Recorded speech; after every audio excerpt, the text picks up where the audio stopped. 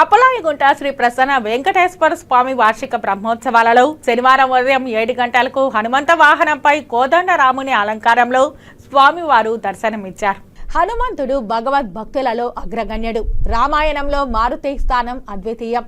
చతుర్వేద నిష్ణాతుడిగా, నవ వ్యాకరణ పండితుడిగా, లంకా భీకరుడిగా ప్రసిద్ధి చెందాడు. గురు శిష్యులైన శ్రీరామ హనుమంతులు తత్వ వివేచన గావించిన మహనీయులు కనుక వీరిని దర్శించిన వారికి వేదాల తత్వం వనగూరుతుంది.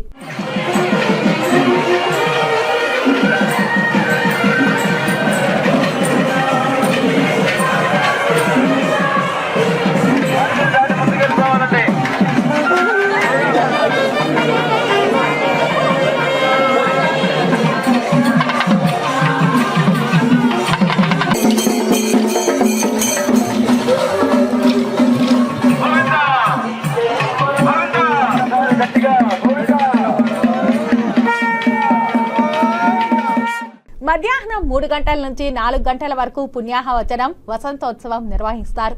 రాత్రి 7 గంటలకు గజవాహనంపై స్వామివారు భక్తులకు దర్శనమివ్వనున్నారు.